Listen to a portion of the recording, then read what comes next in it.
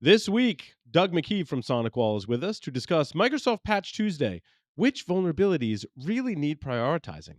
Then in the security news, did everyone hear about the CrowdStrike thing? The CrowdStrike who? CrowdStrike incident. What happened and what we can do better. People forgot what zero day really means, shutting off the heat in January, honeypot evasion and non functional exploits, what not to use to read an EMMC, what if we don't patch a denial of service related vulnerabilities. A CVSS 10 deserves its own category. Port shadow attacks, IPC and DBus in a very informative and entertaining article, container breakouts, when you're bored on an airplane, Linksys security violations, fake IT workers, Telegram 0 days, and how to be more resilient on the same technology stack. All that and more on this episode of Paul's Security Weekly. This is a Security Weekly production for security professionals by security professionals. Please visit securityweekly.com/subscribe to subscribe to all the shows on our network. It's the show where exploits run wild, packets aren't the only things getting sniffed, and the cocktails flow steady. It's Paul's Security Weekly. Breachlock is a global leader in continuous attack surface discovery and penetration testing. Since Breachlock was founded, they are adding over 50 new customers every month. They have discovered over 1 million reported vulnerabilities and performed more than 20,000 pen testing engagements, including pen tests for over 15,000 web applications, 8,000 mobile apps, more than 100,000 APIs, over 10,000 cloud security audits, and over 200,000 network endpoints. They test your entire attack surface and help you mitigate your next cyber breach before it occurs. Know your risk. Contact Breachlock today. Visit securityweekly.com/Breachlock. Coming to you from Purgatory Studios in semi-high definition, compliments of Darth Vader himself. This is Paul's Security Weekly, episode number 836, being recorded on Wednesday, July 24th, 2024. I am your host, Paul Asadorian. Mr. Larry Pesce is sweating with me to my left. Sweating to the oldies. We're just sweating to ourselves at this point, right? We are. Now, we need to change that because is it technically Purgatory Studios anymore? I was just thinking that someday there'll be an announcement. And Darth Vader didn't provide those cameras. That's right. Well, we'll update it. We'll keep everyone in suspense. Yep. And talk about CrowdStrike at the very end of the show. No. No. Mr. Bill Swearingen is here with us. Bill, welcome. Hey, thanks, Paul. Thanks for having me. Happy to be here. And what a great list of things we're going to talk about today. I can't wait. That's right. Mr. Josh Marpet is here with us. Josh, welcome. As always, I'll only be here for segment one, but I'm really looking forward to grilling. I mean, talking with Doug McKee. Yes. Quick announcement before we get started. Maximize your investment at Black Hat 2024 with a one-on-one on-site interview, drive thought leadership, and boost brand awareness with Cyber Risk Alliance's expert editorial team from Security Weekly and SC Media. Act now. Limited interview slots are available. Secure yours today at securityweekly.com/Black Hat 2024. We're excited to have Doug McKee, an executive director of threat research from SonicWall, with us today. Doug has a storied history in cybersecurity. He is the lead author and instructor for SANSEC 568, product security penetration testing, safeguarding supply chains, and managing third-party risk. He is a regular speaker at conferences such as DEF CON, Black Hat, Hardware.io, and RSA. Doug, welcome to the show. Thank you so much for having me, Paul. That was quite an introduction you gave me. I don't know if I'm worthy of all that. I know. But I set the bar high, Doug. You did set the bar high. Apparently, we have a lot of mutual friends, and so I'm setting the bar high because they told me stories. Right. But the story I want to hear is how you get your start in information security. How did I get my start in InfoSec? Well, it actually technically started in college. I got what was called the DoD Information Assurance Scholarship Program, which basically they paid for school and then required me to go work for Uncle Sam for every year that I took the scholarship. So got a really interesting, diverse background in cybersecurity, working for offensive security like pen testing, vulnerability research. Also did like malware analysis and breach analysis, like a little bit of everything over the years. And that's where it all began, I guess. Nice. So what you did some stuff with Hardware.io. Did you teach a class for them? I did not. I presented a vulnerability research project that I worked on with another industry researcher, Philippe Larhart. I don't know if you guys know Philippe, but Hmm. he is a fantastic, smart, one of a kind kind of dude. We Philippe has been hacked on the it. show. I want to Has say he? Philippe. We've had Philippe on the show. Yeah, Oh, that's we had fantastic. a Philippe on the show who's also like an IoT vulnerability researcher, and the last name sounds vaguely familiar. So I'm like 98% sure. Okay, yeah. Well, him and I worked together on hacking an infusion pump. That when Mm. and that eventually got picked up, and we talked at Hardware IO. We also talked at RSA about that one. We found 5 vulnerabilities that led to being able to change the amount of drug a patient was getting. So that's fantastic. Oh, Mm. So a lot of your background has to do with like firmware, IoT, and hardware hacking. Is that true? ju- it definitely is a substantial part of my background. I don't know if Yeah, I'd say it was all of it or a lot of it, but working on vulnerability research has been heavy, and penetration testing definitely heavy in my background. that's awesome. That's awesome. It's near and dear to my heart. What do you make of the latest like D-Link exploits and all the stuff happening today with IoT, where people are finding vulnerabilities running exploits and the stuff's end of life? I mean, I think that's kind of been in the coming down the pipe, Mm. right? I mean, I think we've had that's I put D-Link sort of more in the consumer market. I don't know if you agree or disagree with that, but No, I I agree think with that. Yep. we've seen the consumer market. They basically said, "Hey, we want to get to the market fast. Security is kind of a second measure, and we're not really going to spend the money to support things after we come out with a new version." Uh, and I kind of think that's the way it's going to be for a while because there's not a huge financial incentive for them to change that. Right. So you're kind of like with me, like Mirai's just going to grow Oh and yeah, add absolutely. In more fact, hosts to it, and it's yeah. yeah, I mean, we just released a report. Not since you brought up Mariah, we just released a report on the increasing usage of Mariah and the Hmm. vulnerabilities that you're using. And yeah, there a lot of them are those type of vulnerabilities, just spreading the malware around. It's awesome. Now, speaking of vulnerability, well, hold on. How did you come to work for SonicWall?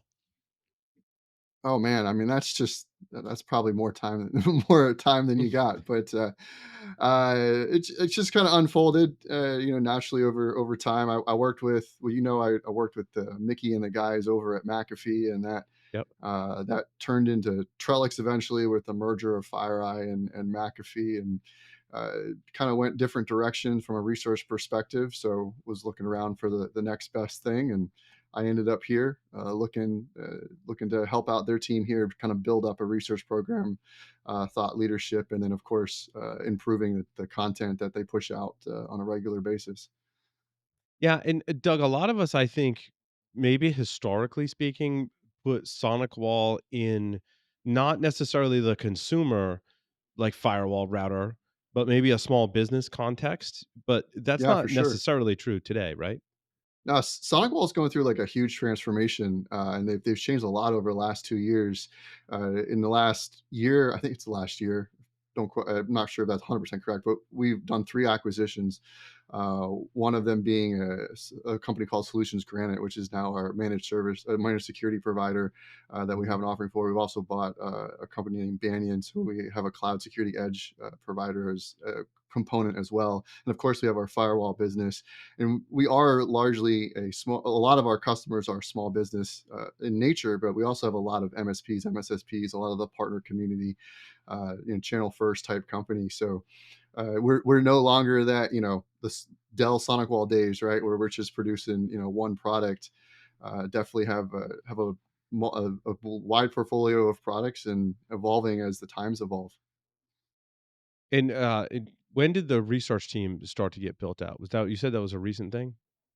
I think it's the research team is Capture Labs has been here for a long time. They're Hmm. foundational in some of the developments in our sandboxing malware technology, RTDMI, are definitely foundational in the, I in the gotcha. firewall content. And what did It's you call the just threat research team? You guys actually have a cap, name. I'm it's jealous. called Capture Labs.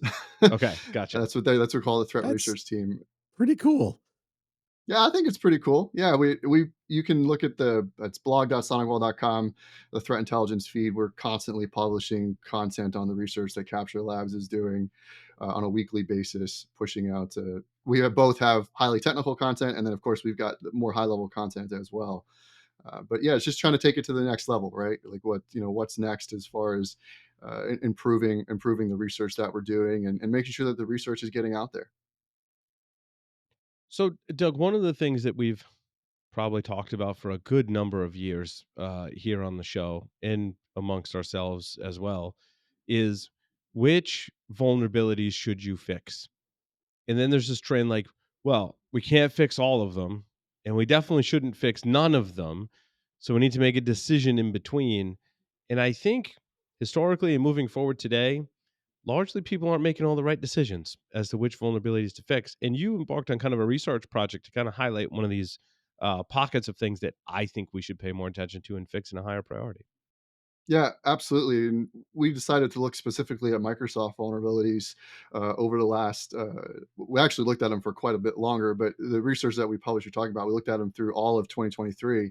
In fact, we can even talk about literally today. We released an update of that research, so it's very timely that Hmm. we're having this Nice. conversation. And we said, hey, so Microsoft's one of the biggest vendors. They handle anywhere from 900 to 1,300 vulnerabilities in a given year.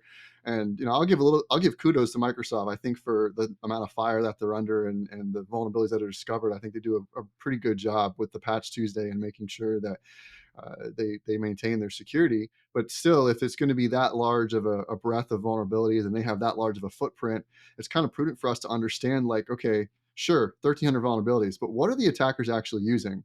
And I think that's really important context when we're talking about what vulnerabilities are important, what are patched. It's always going to be a little bit of a moving mark, but one ground truth that you can look to is if the attackers are using it, it's important to patch, right? Mm. So that was kind of the stance we took, and we evaluated in 2023. There was 911 vulnerabilities that were released for Microsoft products. And so, I, Doug, 911 is the actual CVEs, right? Because Microsoft will do like kind of a roll up, correct. right? Yeah. Correct. That's the actual CVEs patched on Patch Tuesday. We're actually Hmm. using the data directly from publicly available from Microsoft. We're not using anything outside of that. So yes, that's what's rolled up to CVEs. So when we aggregate that together, vulnerabilities can put in classes, right? So we can talk about denial of service, we can talk about remote code execution, elevation privilege, all that stuff. When you group those together, you Oh, wait, find out sorry, that Doug.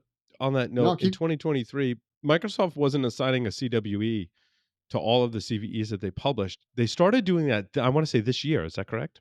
yeah, I think you're absolutely right. But they do publish what they call the category for the vulnerability. Okay. So they have Gotcha. their own. Microsoft is always has their own way of doing things, right? We've dealt with that over the Hmm. years, and they have their own category for these things. They don't. You're right, though. They don't always use they haven't been using the CWE, so for Gotcha. sure. But even in that, you can tell local privilege escalation versus remote code, Yeah, unauthenticated, like remote code execution, right? yeah. Microsoft does report that much. At least, again, they have their buckets, uh, and when we look at the breakdown of those buckets, you see from a reporting standpoint, like what Microsoft's saying has been reported and what's being patched. The large majority of that's remote code execution. It makes perfect sense, right? That's Oh, wait, so Microsoft, I don't want to say how I know this because that's top secret, but Microsoft can look at like what's happening in the Windows environment, and they have telemetry that can tell them like who's patching what because all the systems check in, and they have like a way to do that, right? So they know who's patching what, generally speaking, or mhm. actually I mean, everyone's checking in with Microsoft, right? If you're using a Microsoft operating system, that's my understanding. Yeah, Right? Yeah, it's always yeah, it's checking in. Yeah. yeah. It's And checking so in. they know who's fixing what, basically. Yeah, I mean, unless you're in one of those completely disconnected environments, I suppose Mm. that would be the exception. Right, but that's enough data. I mean, that's No, that's a huge amount of yeah, a data. huge amount of data. Like we Huge talked amount of about data. the CrowdStrike thing affected what, Eight and a half 8.5 million million. systems? Yeah, And some statistic I read said that's 1% of Windows systems on the planet. I don't know if I it's read true or something not, but similar. Again, I don't yeah, know if okay. it's true, but I Right, read right. something similar. Even if it's roughly true, like that's a lot of data to back up what we're talking about, right? Absolutely, it's a massive amount of data that they have. Way more than we have at way more than Right. the SonicWall is going to have. Not because SonicWall is bad, but just because we're a much Yeah, smaller just vendor, right? right. Smaller So customer did base. Microsoft published this data and that Yeah, was incorporated in your report? Okay. yeah. The data that we used is all data that's published on Microsoft's website. We just aggregated it in one place and did some analysis on it. Okay. As far as that goes. And so how did you get so did you track like which ones were being exploited in the wild? we use CISA for that. So Okay, CISA will pick up a CVE if it's exploited in the wild, and then we link that back. So we pulled the Microsoft data, and then we pulled the Kev data, and we cross-referenced them to know I like gotcha. this is for sure. If CISA is reporting as exploited, they go through great lengths to make sure that that's accurate information. I have a lot of Yeah, respect for what it's they do funny over you say there. that, Doug. Last week, I sat down with Todd. I don't know if you know Todd Beardsley, but he is like the lead person now on the CISA Kev, Mm. and you'll see that come out in the Below the Surface podcast, like next week or the following. So the interview's already recorded. So I have like this like now newfound knowledge about the CISA Kev because I sat down with Todd. But yes, so to get on the Kev, not to spoiler alert, right? It has to have a CVE moniker, and it has to be exploited in the wild, and there has to be a patch available. Is the And I can general tell you criteria. And I can tell you from my personal experience too, like we've had vulnerabilities, discovered that the Sonic Wall has talked about being exploited in the wild and things like that. And they come and verify. They're like, hey, show us the telemetry data that shows this Right. is actually exploited and not like a researcher scanning. Like, so, I mean, they go through the motions there. They don't just put that Mhm. information out there, which I think adds credibility to it. Absolutely. Was there anything in So your go research ahead, that though. you found surprising, like any vulnerability that, just like, wow, that's interesting that, that rises to the top or anything, or even like a category of vulnerability or exploit? Yeah, I mean, you led right into exactly where I'm going with this. Mm. That's fantastic, Bill. But I think the big wow factor for us was 52 in 2023. 52% of exploited vulnerabilities were elevation of privilege vulnerabilities when it comes to Microsoft Hmm. specifically. Right? That's not obviously we're not looking all vulnerabilities in the world. We're talking about Microsoft vulnerabilities.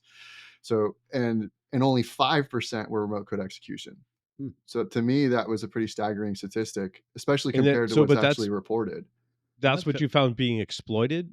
Mhm. Yeah, 52% were privilege escalation, and only 5% were remote code execution. correct. That's what we found being exploited. And if you That's look at what's crazy. reported, it's flipped, right? So 36% of vulnerabilities in 2023 were reported to Microsoft or remote code execution. And so, you guys talk about risk and, what do we patch, what Hmm. do we not patch? It's Hmm. fairly easy, let's say for a CISO or for an organization to be like, oh, CVSS score greater than 8 is an emergency patch or something like that, whatever. I think what I've seen over the years in consulting is that a lot of organizations say, for whatever reason, 8.6 and above is like, we have to patch it. Anything lower is optional or not as critical or whatever that motion may be. And unfortunately, those elevation of privilege vulnerabilities, they don't meet that metric if you're going by No. Right. CVSS. No, they usually They're don't get to anywhere close to an no, a 8.6. lot of them are in the fives, like, Yeah. Yeah. and some make it to six, but most of them are in the fives. looks like So I justice think has come on that's here. Yeah, well, I mean, the comment of like, they're in the fives is totally true, and then you chain mediums, and either it's a medium that gets you to something that then becomes the equivalent of a 9 or a 10, exactly. just as you were pointing out, or you chain 3 mediums together, and all of a sudden, again, you've got the equivalent of a 9 or a 10, and the scoring system just simply doesn't account for it. Yeah, So, I mean, absolutely. obviously, you've got ideas on how to fix that.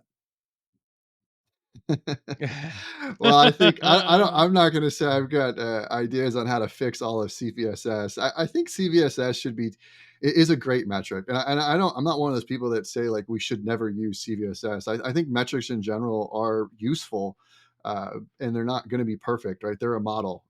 There's George Box used to say there's a famous quote about all models are wrong, but some are useful, and Hmm. we're trying to make for ones that are useful. But so to me, it's the we can't trust it to be the ground truth of everything and take it as Right. like that's how I'm going to choose to run my business from a security perspective. It's not like Yeah. ignore It's CVSS. a data point. It's not Exactly. the data point. Exactly. I think that's the important message is it's a data point, not the data point. And I think that's what we need to think about as an industry. So coming off this research, right, you looked at all these different pockets of data. There were the vulnerabilities that Microsoft disclosed. There was the percentage of people patching them, and then you overlaid what's actually being exploited in the wild.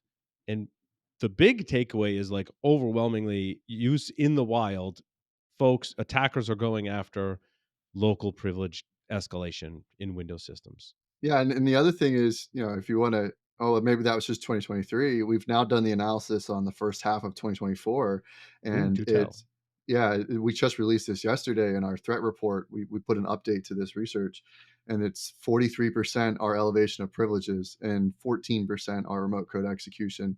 And believe it or not, here's the other kicker. The other 43% is security feature bypass. Mm, Mm, Um, so that's, I mean, again, that's what it's showing right now is if eight, so that means 86% are either elevation of privilege or security feature bypass in the first half of right. 2024. And security feature bypass likely speaks to the majority of those being, I'm already on the system Exactly. and I need to To me, bypass it the says the security. same Yeah. thing. Yeah. It says Yeah. Yeah. exactly the same thing. Mm. Um, But now, then, in terms of what people are patching, people are not patching local privilege escalation at the rate they're patching remote code execution. You have data to back that statement up, right? I don't have concrete data to say what people they're patching because Microsoft hasn't released Gotcha. that publicly. Okay. I can infer what people are patching based on what's working. Right? Yeah. Clearly, if they were Yeah. patching elevation and privilege and security feature bypass, then the exploit wouldn't work, right? So Right. That's Right. fair. that's kind of the way I would infer that information. But to answer your question directly, I do not have any specific data that says X number of people have patched this. That would Right. be with Microsoft. And you and I are on the same page, right? Because we both believe that, yeah, it's probably people are not patching those things. I mean, it kind of has to be, or the patch doesn't work is the other, and that's a worse conclusion, Right. right? Right. So Right. Yeah. If the attackers are exploiting it, right, it's ancillary evidence that people are not patching it. I gotcha. Yeah. This is a dangerous place we are right now, though, Doug. No, well, when we lay absolutely, that but all out. I mean, it goes both directions. You know, you can say like, oh, well, it's being leveraged because it's not being patched, right? So okay, we need to patch it, but then we run into the problem. Well, then what do we don't patch? And it's like, well, we need to patch everything. Is the moral of the story, mhm. Yeah. um, which is People hate it a hard thing but to people do. hate it when I say they need to patch everything. I don't want to put words in your mouth, Absolutely, Doug, but like any of us say that, people get really upset. they do. What? Because is it because it's a monumental task to accomplish? Is that why? So I think patch everything is different depending on your vertical and your device. For I think from a Microsoft perspective, Microsoft's made it almost easier than any other company out there as far as the verdict goes of patch everything. And most of their systems are pretty resilient to patching. So I think it's an easier conversation on Microsoft. I don't think it's you're still gonna have the where I'm going to go with the other side of this is, you know, you guys like to talk about IoT and firmware Mm, and things like mm-hmm. that. That's a much harder conversation when we talk about patching everything, and Agreed. especially when you get into like real time systems and you get into critical systems. Yeah, they're not to talk about CrowdStrike, but there's like a failure in that patch is even worse than what we Mhm. potentially saw, you know, if it's a Mm-hmm. health system or it's an infrastructure system. So that is a complicated conversation. In fact, you can break regulations. When I did that, I was talking about that medical research at the beginning here. When I did that with Philippe, one of the challenges that Infusion Pump and Company had was to patch it. They had to redo like FDA certification process. Like it broke the patch would break some of that, and like that's like a year long process in some case. Mm-hmm. And then like how do you beat that challenge? Right. So I think it, it's naive of us as security researchers to say it's as easy as to patch everything. I do think it's a complicated conversation. I do think on Microsoft, when it comes to Microsoft and Windows, it is probably I'll go on a limb and say it's probably the easiest section of the industry to patch everything. And you still have an issue where uh, you could have critical infrastructure that you're dealing with, and Oh yeah. or I mean, we saw embedded that. Yeah. systems I mean, we saw that with last week. I think Microsoft. the effects are still rippling, but is it easier? I believe, and I'm not as close to the Windows side of things, but I find it, like, in my view, that it's easier to roll back a Windows patch than it is to roll back something on a device or IoT device. I would agree with that, and I think Right. that has a lot to do with the way Microsoft's evolved their system over the year. I mean, shoot, I don't know if it's still true. I haven't tested it, but I think it was with Windows 10, you could still run like the original Doom, or was it Windows 8 or something like that? You could still run Doom from Windows 3.1 because of the way they built the backwards Mm-hmm. compatibility into their system, which is crazy. Mm. It is Uh, crazy. and but I think that goes to why you can still like why rolling back is essentially easier in Microsoft. I'm making a little bit of conjecture there. I don't have data on that. So Sure. Bill? I have a real quick question. I kind of want to circle back to your research. How does so whatever the number was, the 900, vulnerabilities released by Microsoft, how does that break down RCE versus LPE before we add in CISA? Right. So like, so if Sure, I can tell you that. you know what I mean? Like, so Yeah. is So it before, truly just because there's more like local privilege escalation vulnerabilities to be exploited? no, the That's a opposite great, actually. great question. So Hmm. it's a fantastic question. So the you can look at this in the blog that we released. The 911 vulnerabilities, 36% were remote code execution, Hmm. 26% were elevation of privilege. Wow. So there's less elevation privilege in remote code execution. Wow. And then when we talk about security feature bypass, that's only 12%. Again, this is 2023. So Mhm. it only gets the numbers only get smaller from there, right? They don't get bigger. So the largest portion was remote code execution, and it was only 5% of what was So I exploited. think what you're telling me is that hackers are preferring to hack humans these days, right? Hmm. So all I gotta do is land on that box and then start shocking, right? Like that, Yeah, I mean the way I put it is initial access isn't the problem. right. Like Yeah, that's that's right. Yeah. easy. That's easy for them. To get on your box is not the problem. It's how do I get privileged access on your box Privileged is access. Yeah. where it becomes more of a challenge for them, which is why they're digging into these exploits. Is again Well, my you ask, hypothesis. most penetration testers today will say, like, they're not sitting there going, "Yeah, we really go at great lengths to find zero-day vulnerabilities and write Yeah. exploits for remote code execution vulnerabilities to gain a foothold." That's not what they say. They say, "I send an email and I phish someone, and I get Mhm. code execution on their box, and then the game is jumping around without getting caught." Right, and it's Yeah. And essentially the game. and to be transparent, that's why I stopped doing penetration testing. I got Yeah. bored sending emails. Like Right. Right. that got not interesting. And I also again I like to give credit where it's due, but uh, when I was doing this 15 years ago, a remote code execution vulnerabilities on Microsoft was a lot of fun because it was not hard, right? Mm. Yep. Trying to do that same thing today on Windows 10 or Windows 11, Good like bloody that's luck. good luck. Like it's out of my league to be honest, right? Like it is Mhm. super complicated with the evolution of the mitigations they've put in place and the way they've evolved the stack and CFG and all that stuff, right? So like MSO I give Microsoft 8067 credit was for that. amazing. Amazing. MSO 8067 was Yeah, amazing. Yeah. it was perfect. Yep. We leveraged Get that for a long time, get Larry. 10,000 shells on on all the machines in the organization in no time, right? Yep. Yeah. Bunch of In old 2012. farts. Yeah, in 2012, 4 years after the patch came out. Hmm. Well, come on. I Yeah. mean, Mubix had the cake for Yes. MSO 8067 for 10 years Mm. Yep. after it came out. He's like, I'm still using it. Every time he'd write a cake, I'm like, are you still fucking finding that out there in the wild? He goes, every Yep. month I find somebody with it and I celebrate with a cake. Yeah, it got less and less, but all you need is one. Mhm. Yep. I mean, just like I, phishing, all you need is one user to click the link or download the attachment. as I said, I got out of that like red teaming, pen testing type of work, but the last time I was doing it was in 2014, and I kid you not, I used MSO 867 at a hospital. Mm. Mhm. Mm-hmm. Well, I think I would not be surprised if you could do that same thing right now in a hospital, right? Like I I doubt wouldn't that that either. technology has changed much since then. Well, So coming off the data in your report, Doug, what's your advice to organizations today? I think my biggest advice is kind of sort of what we talked about, which was don't use the CVSS score as your single data point for what you decide to patch. I think staying on top of what the threat actors are using. So basically, what I'm going with here is stay informed. If you need to look at threat research feeds, you need to look at threat data coming out from all different researchers and not just vendors.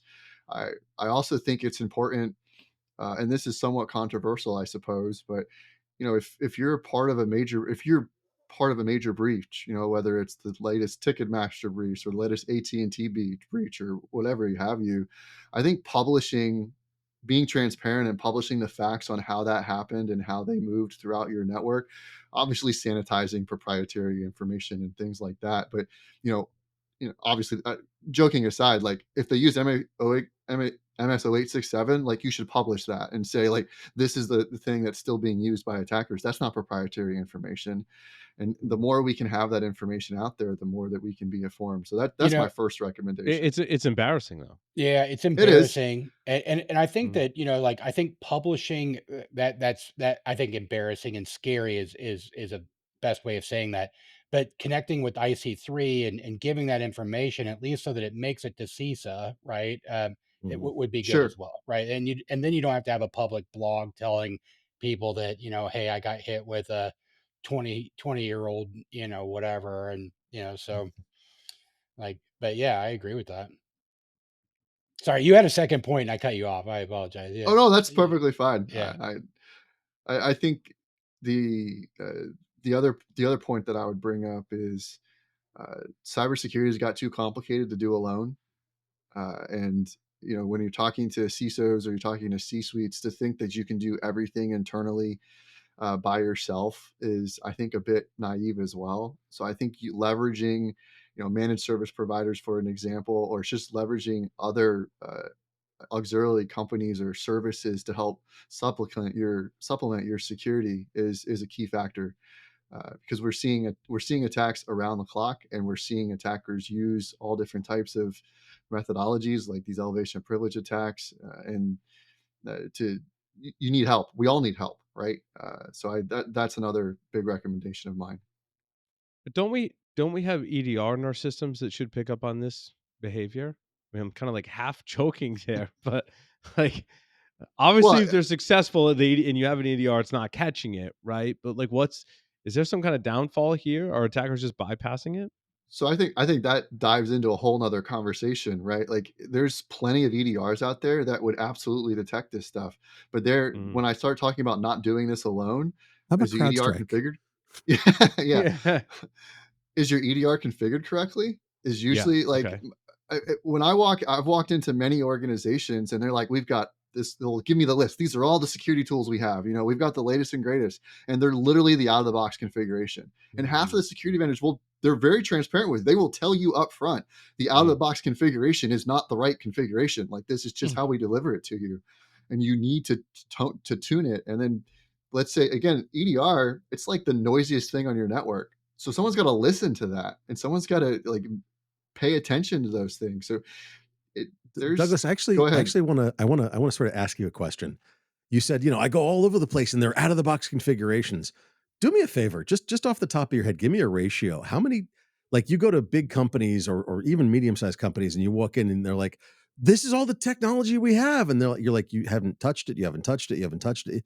And then there's other companies that are like, oh, you tweaked this, you tuned it, you made this right, you're watching this, you're reading the logs, you're alerting on the right stuff.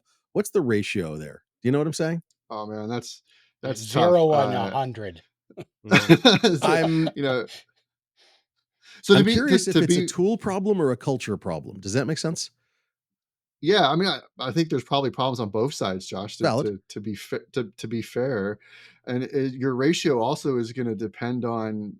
I like to talk about verticals, industries, and sizes. So Okay. I think in the small business world, they a lot of them have a lot less tools.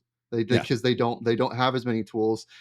So it all comes down to dollars, right? So they have less tools. The list isn't that long, but they also have less resources and knowledge to configure them properly. So I think you got that double-edged sword. So when I'm thinking of small businesses, their percentage is higher as far as they're configured not necessarily optimally, but they also have less tools. So take that for what it's worth. I see that quite a bit. And then on That's valid. the flip side of that coin, you walk into large enterprises or big organizations, they depending on the culture, they've decided money's the fixer of all problems.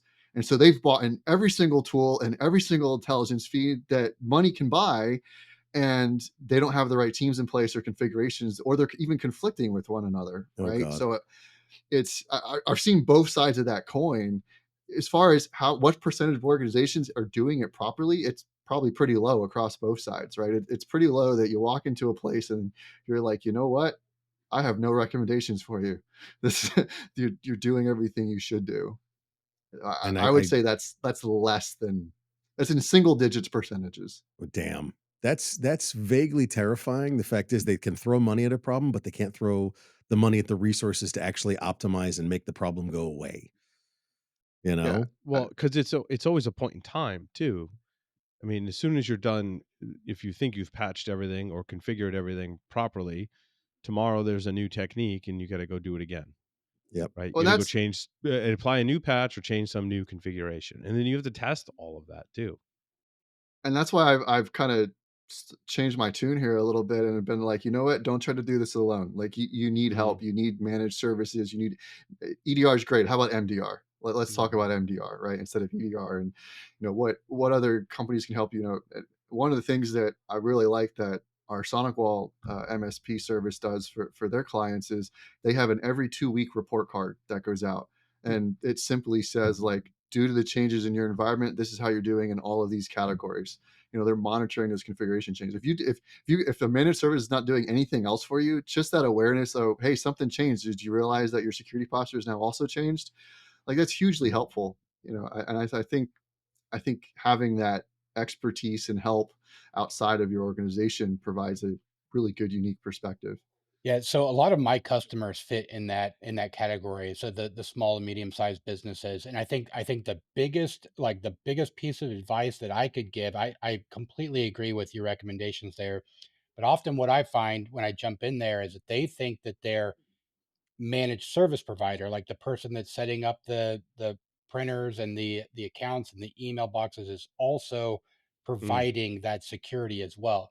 And I feel Huh. like the MSPs are not doing a good job of communicating what they do and what they mm, don't do, right? Because they want to be seen as that, they want to be seen as the IT provider. And so a lot of them will say they're doing security and they'll drop off an EDR, but they're not monitoring it, that they're not doing anything. They don't have and what I find a lot of times is they, when I come into a customer's location that they've been compromised, they always say, "Well, I thought they were doing it. Like I thought No, the what they right, they and they they don't know the right questions to well ask. they that's Right. were right. they That's were they set automatic updates on those Windows machines so that they rebooted once a month.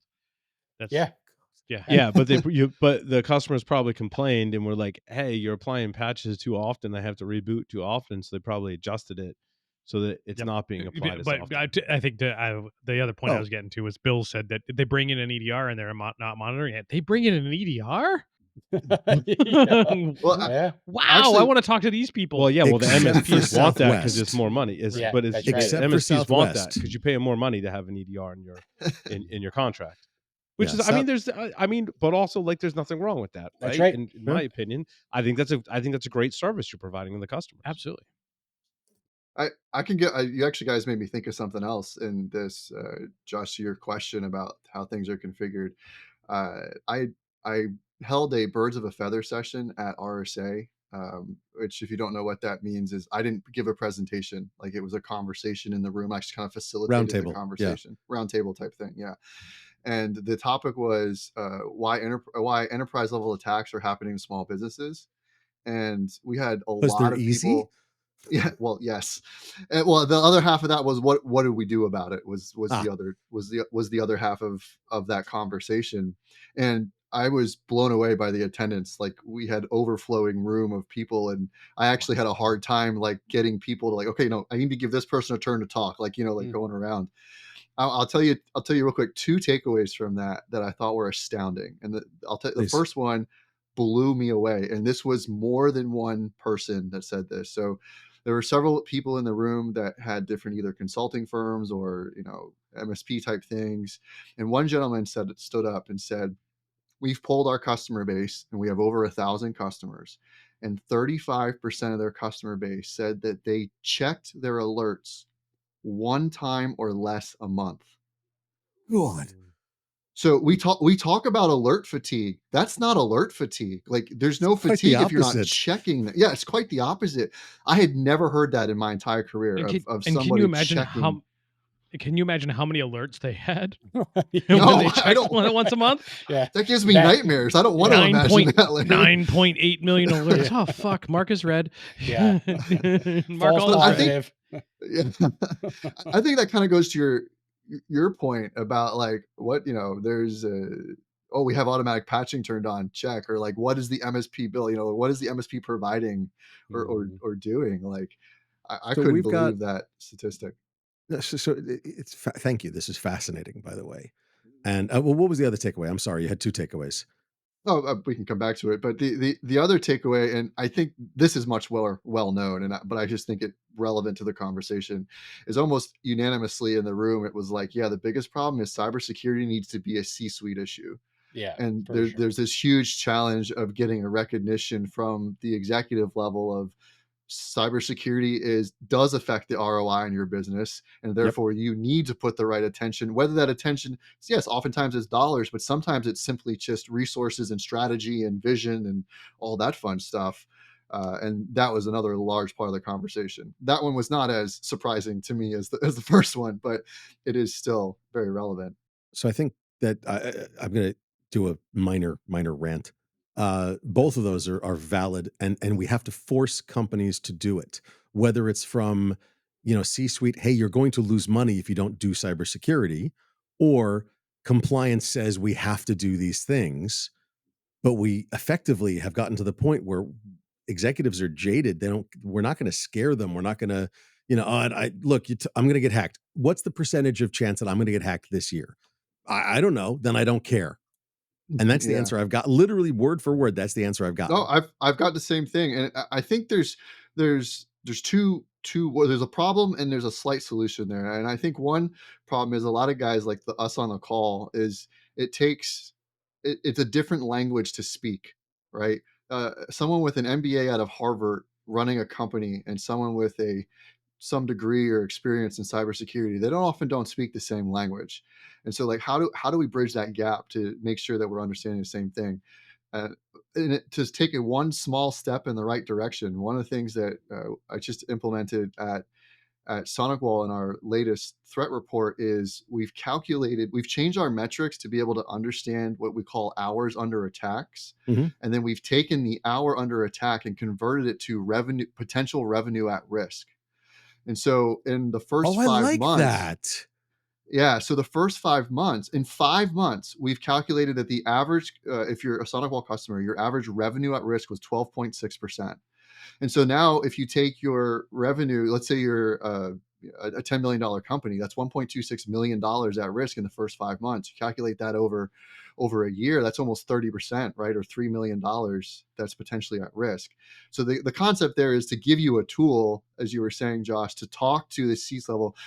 How am I going to get attacked? I don't know, but I can tell you that SonicWall is reporting that 12.6% of all company revenues at risk. That gets the attention of a Is that C-suite, a and then you public can figure? potentially. Like, is there a report that says that or something? Because I'd We love to just see that. released it today. We Oh, released it today. where do I I find can that?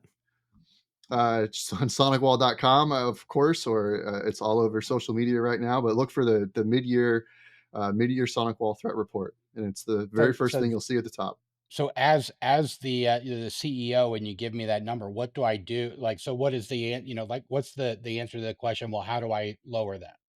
Right? Mm. Is that purely investing in cybersecurity? You know what I mean? Like, what's the answer to that question? Okay, Yeah, I mean, I what do think we it do? gets. Well, when we talk about, let's, if we move the conversation slightly and say talk about threat modeling and risk analysis, right? The typical advice is you will in mitigating control should not cost more than the impact, right? Is the Mm, typical advice. One would So hope, yes. yeah, one would hope.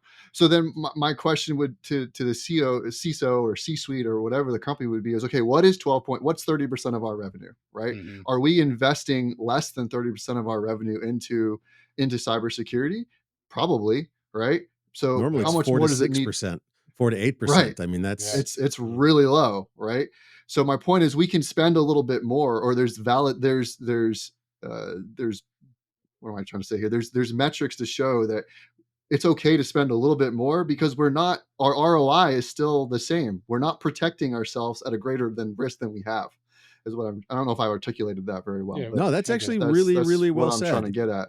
Hey, it's on average. Here's the thing you did. You just came up with actuarial statistics. On average, 12.6% of revenue of a company is at risk from cybersecurity lack or failure, right? Yep.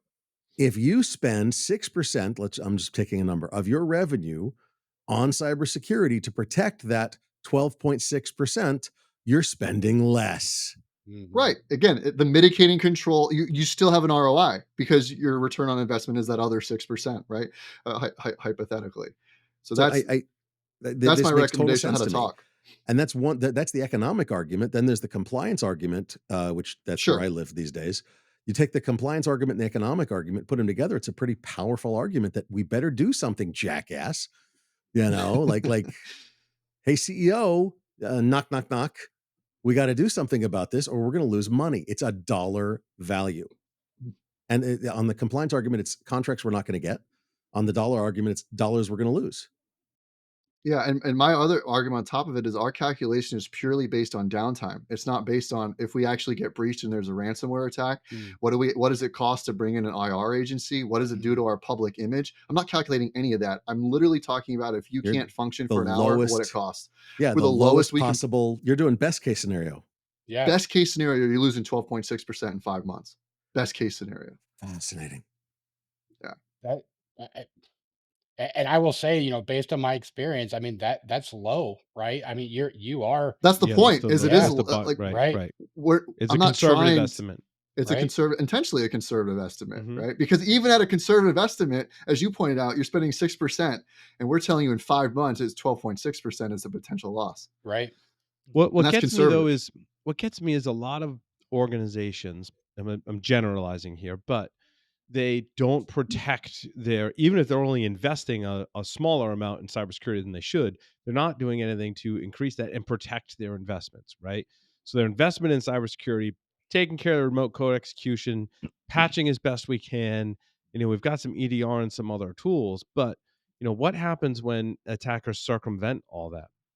Vulnerabilities aside, how do you shore up your defenses to know that someone isn't circumventing? Obviously, it's happening because we have incidents and breaches. They're getting around our security technology. What do we? What? So if I'm in the C-suite, my question is, what more do you want to invest in to both protect our organization and protect our existing investments? That's obviously going to be very tailored to the organization and what you would Sure, recommend that they agreed. invest in. Yep. So I think it just depends on where you deficient, right, or where do you need help? Are you not running an isolated network, for example? Have you identified your business critical assets and put them off? And all you're trying to do is reduce risk, and that investment's going to change. Maybe you need maybe you need firewalls because you need to do more segmentation. Maybe that's the investment. Maybe you need managed services because you're checking your alerts one time a month, right? And Yeah, you need it's a someone to monitor resource those. But that addresses the resource issue, right? That would be one of my Right, questions to the exactly. C-suite: is where do we need to put what more resources would we add, and what benefit would that bring? Like, Yeah. I So think the start, right? Like the bar to start is just don't be negligent, right? Like, right. so in the event that you did have an incident, you can say, well, I did these things, right? I deployed an EDR, I had an MDR, I did all of these things. You cannot spend. There's no amount of money that you can spend to be Mm. secure, right? Like, that's just not possible, right? Well, I So think Just wanna that be goes to the better than you are today, right? sure, you can Basically. always lower risk, right? You can always lower Mhm. your risk. I think another way to look at it potentially, and I'm sorry if I'm opening another can of worms, but if you look at cyber insurance, right, the way cyber insurance has evolved, there's the term of are you insurable? Hmm. And so one metric to look at is would a cyber insurance company insure you in the current state of your cybersecurity defenses? And if the answer is no, you probably have some work to do. Right. And and there's a cyber insurance company will tell you why they won't insure you, right? And so you can sort of use that as a metric, and that's another thing we added in our threat report this year was we got some data from insurance companies and put that in there as well. And that's something that comes up is like, yeah, if the common example is MFA. If you don't have MFA turned on, you're Mhm. not insurable, right? Well, Wow. that might be something to consider. Yeah, And that's a pretty low bar at that. I Mm. know. But Yeah. Jeez. I mean Uh, that every company I go into, like there's some accounts that don't have MFA. Like it's just every I, every company. I didn't create this statistic. So I could be wrong, but I believe Microsoft recently reported that what they're seeing in Office 365 is only 38% of companies have MFA enabled. That's Mhm. incredible. I'm pretty sure that was the statistic that I Did you saw. say 38%. 15%? No, 30, 38%. 38. Okay, 38. still better, but not freaking good. I No, it's mean, not. and plus, I'll give you a quick story. I know a company that had MFA enabled, except for the CEO and CFO because they didn't Yep. they didn't It's a respond. bummer. Yeah, they're It's a too Yep, bummer. I've large. seen Yep. that too. I've seen Mhm. that. Yep. Me too. Me too. Yeah. The C-suite gets an exception to all the security rules because they're the C-suite, but they're also the Duh. It's too most inconvenient for them, yeah, right? they're the most targeted people in the company, but they get the exception.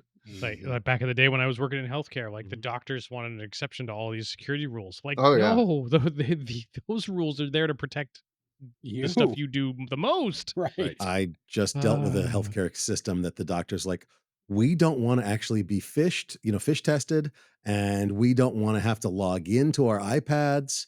And we just want to walk up to it and it works and I'm yeah, safe. yeah. I said, I cool. If think I Don't can, doctors are we the all? worst. I will Don't we all? happily implant RFIDs in your body that make it work that way. And they were like, well, no, we don't want that either. I'm like, I'm sorry, it's one way or the other. Yep. I think We're I've not met going to some say doctors we're that not would going to take you up on that. we're not going to say where we're going to implant them exactly, Mhm. but Details, Uh-huh. details. Bend over, doctor. Uh, as the gloves snap. So, Doug, your SANS course is intriguing to me. Product security penetration testing, safeguarding supply chains, and managing third-party risk. The audience for this class is it both? Is it I work for an enterprise and I'm consuming software and I want to learn how to secure it and pen test it? Or is it I work for a company, we make software, and I want to learn how to make my own product better? Or is it both?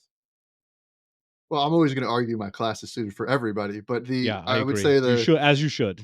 yeah, really the target is more taking a black box approach. So if you're looking at it like I have access to the source code, the class will definitely still apply, but we're trying to look at Mhm. it from a harder perspective. In other words, you're the consumer. A product is being either forced on you as like, hey, you're using this whether you like it or not, right? Or you're in part of the decision making process, and you're like, okay, we have these 5 vendors to choose from. Which do we want to use in our organization? And the class is geared to say, okay, what do I do technically to evaluate that product to determine what the security risks are for using that? And we go through firmware, we go through Windows, we go through Linux, and we go through Android. To kind of give you a wide breadth of knowledge there.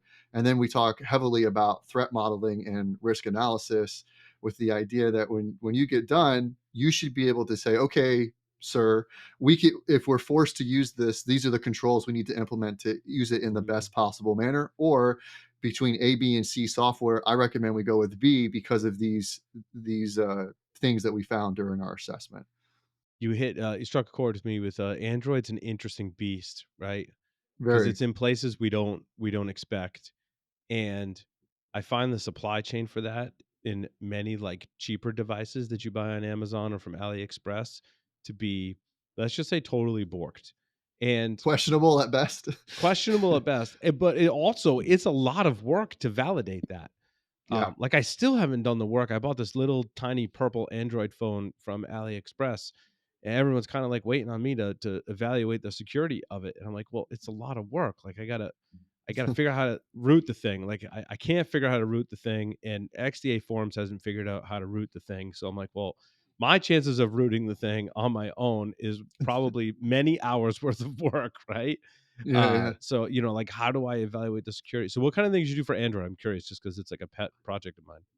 For Android, we focus on the app specifically. We focus on the APKs Mm-hmm. because the idea is that these are most likely are for one, we're limited to 5 days, so I can't do everything, right?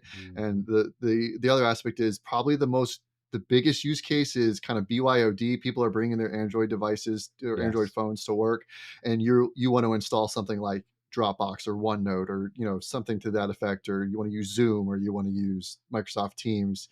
And so we're looking at those APKs, and so we talk about how to break them down, how to do code scanning Jadix. with You use them. Jadix? We go over Jadix for sure. I love Yep. Jadix. We try to keep the class pretty accessible to all skill levels. So I Yeah, actually because use APK. Jadix is like it's like IDA for Oh yeah, APKs, right? you Yeah. almost have to be an expert at JADX to get used out of JADX, but Yeah. I love it. Especially the Smalley debugger is amazing. I don't think there's another tool out there that has that Smalley debugger. But we also go over Byte. What's the other one? Shoot, I should know this. It's in my bytecode viewer is the Bytecode other viewer, okay. mainstream one. But uh, what I focus on mostly is APK Lab. Have you seen that? I've not seen APK Lab. So I have it. So I have an Android cheat sheet. So I've got Android QF, which is like a little script that automates like the getting all the apps off of it. APK.sh, a bash script that reverse engineering makes it easier to do that kind of stuff. Those are the ones that I had in my cheat sheet. But what was the one you So just we mentioned? so APK Lab is a plugin for VS Code, and it Okay. actually uses JADX on the back end. So it basically it does all the unpacking of the app, spits it out in the VS Code view, and it also automates HTTPS inspection, automates Mhm. repacking the app.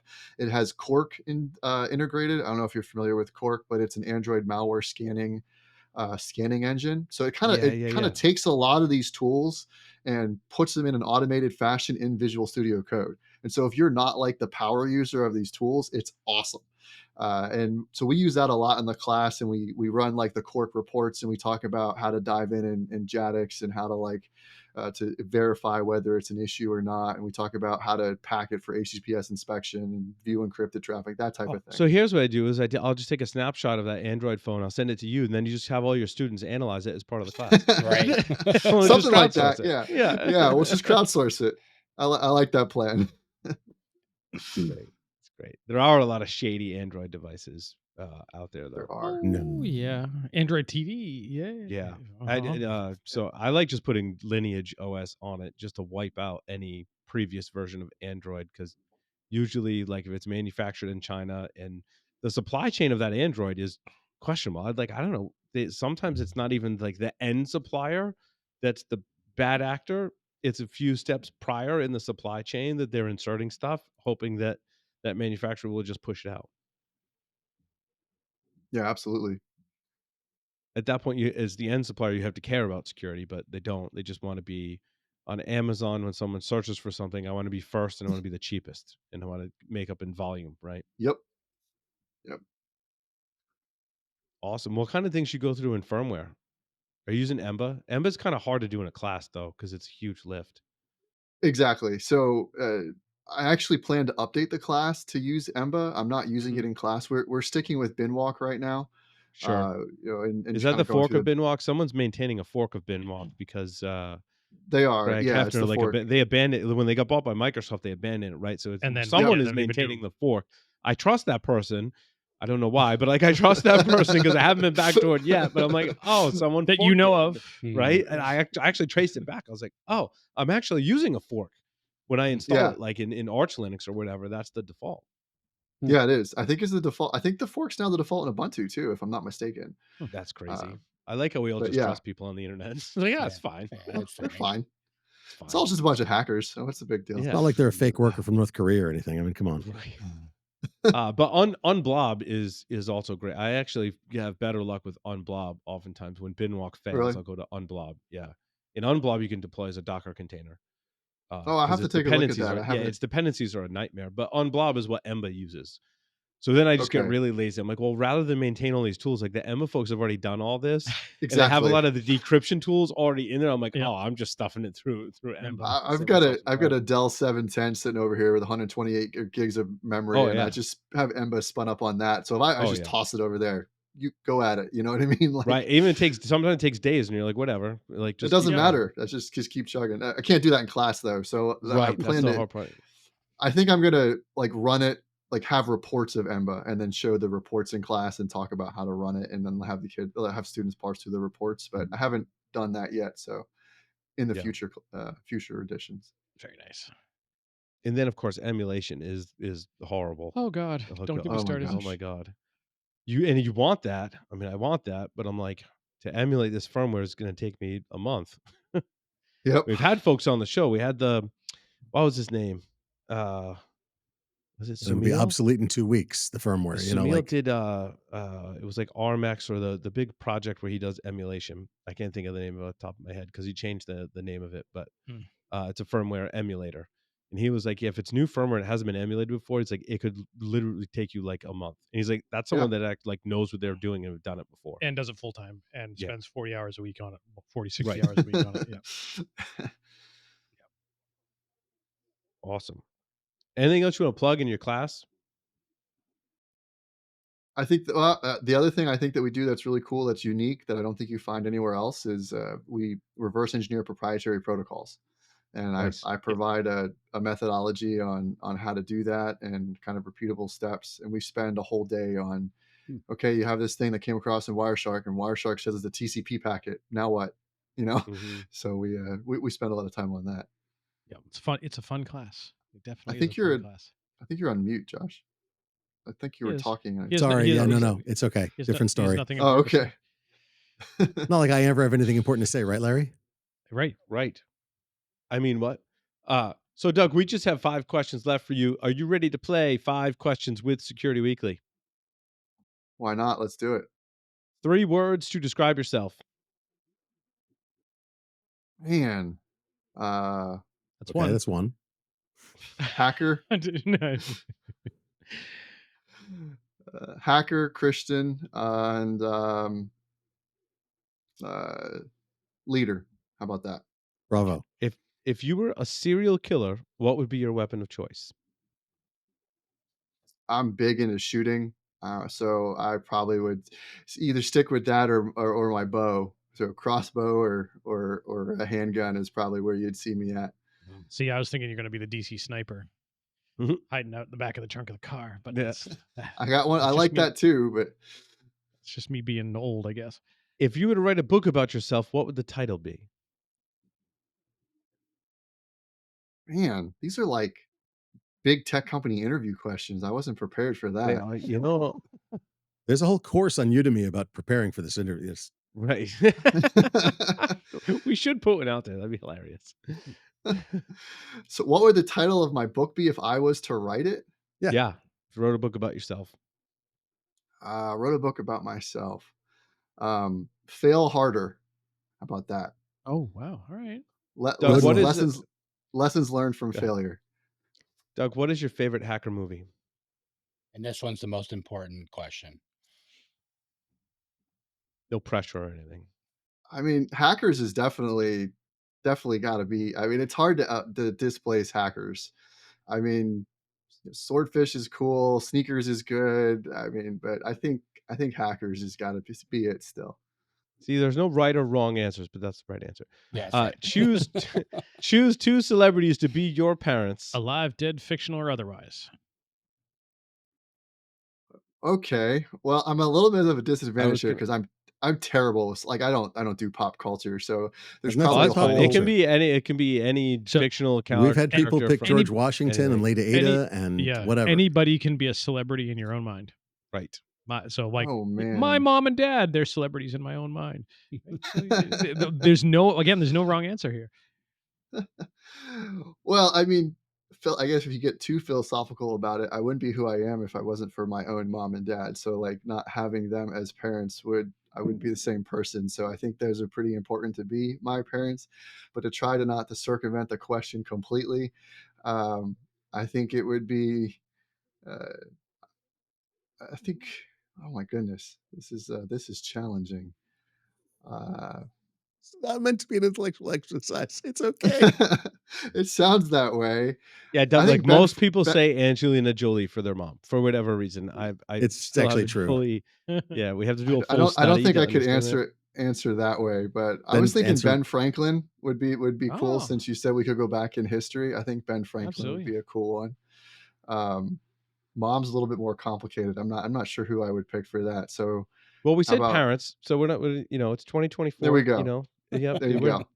we're totally open. Whatever, two people. two people. I mean, it's 2024. You could pick a machine or an animal, I suppose, too. Right. Like we don't just discriminate or I did. It Don't- does say parents. That's all it says. Yeah, but this will be on Twitter tomorrow, so I got to be careful about Yeah. like what I pick here, because I'll be misquoted everywhere.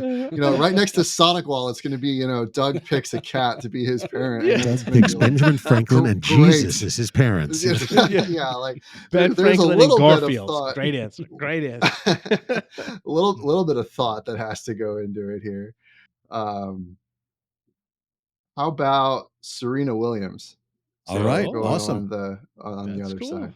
Fantastic. Well, Doug, thank you for joining us this evening on Paul Security Weekly. It was wonderful having you. With that, we will take a short break, come back with the security news where we might even talk about CrowdStrike. Stay tuned. Sounds correct.